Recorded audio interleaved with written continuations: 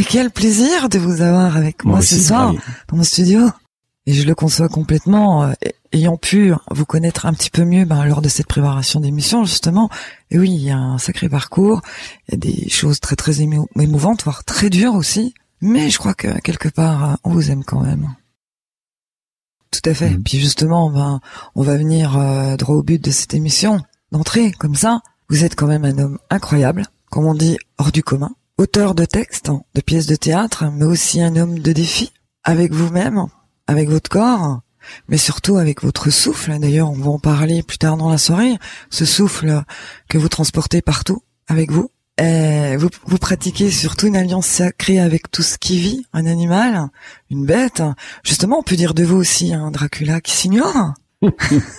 Le visage, je trouve justement draculesque, si je peux me permettre. Je vous en prie. En fait, tout simplement, vous êtes une nouvelle créature, une créature venant peut-être bien des années-lumière de là.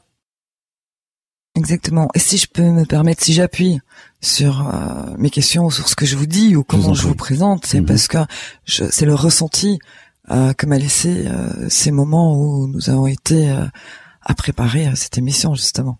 Oui, bien sûr, je vous écoute. Avec un sourire. Moi, il paraît que vous souriez jamais. Pourtant, là, vous souriez vraiment. Chouette, vous me détestez pas, là. Non, pas vous du souriez. tout. Non, ça va, tout va bien. Pour l'instant, tout va bien, en tout cas. Merci. Super. Et j'ai envie de parler avec vous, justement, de quelque chose d'incroyable que vous m'avez appris. Le Groenland. Le Loch Ness. La rencontre avec Jacques Séguéla, justement. Vous êtes le seul être au monde à avoir battu le record mondial sur le choc thermique. Et il est là, avec moi ce soir, Romain, c'est à vous. Et là, je veux tout savoir de vous, justement, et j'aimerais que vous me racontiez le Groenland, comment ça s'est passé, comment vous êtes retrouvé dans cette eau glaciale et au Loch Ness. Par rapport à ça, après, avec le souffle, ça s'est passé comment?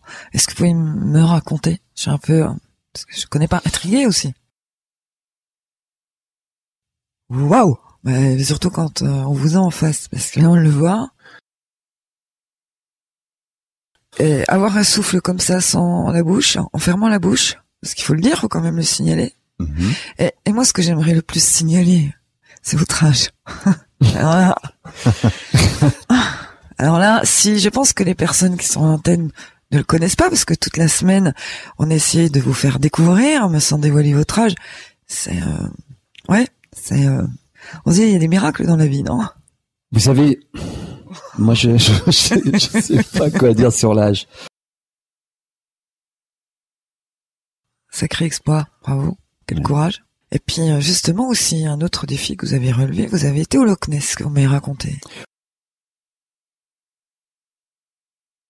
Et c'est pour ça que je peux me permettre, vu qu'on est dans confidence pour confidence, je fais mes propres confidences et je vous confie que pour moi, vous en êtes un. Vraiment.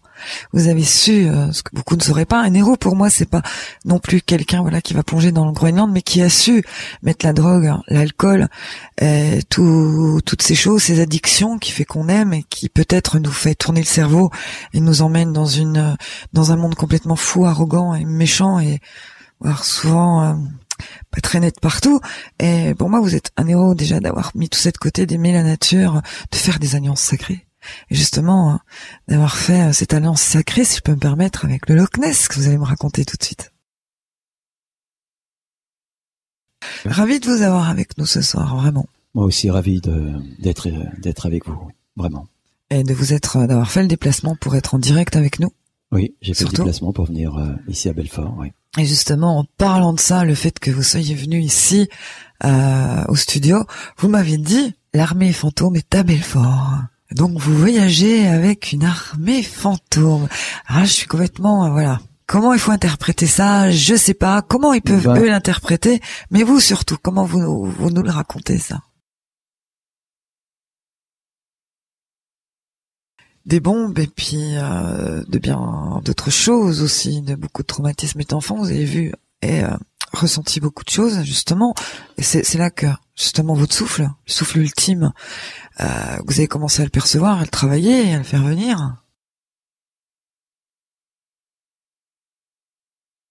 Vous emmenez vos fantômes avec vous quand justement vous montez sur ces escaliers et que vous prenez ces fameuses chaînes qui ont quand même quelque chose de très mystique aussi, parce que les fantômes avaient des chaînes, on les étaient déchaîne, ça, déchaînés. justement ça, les fantômes et tout qui vous entourent, vous et vos chaînes. Enfin, j'arrive à le concevoir et c'est quelque chose vraiment de particulier puis qui vous appartient.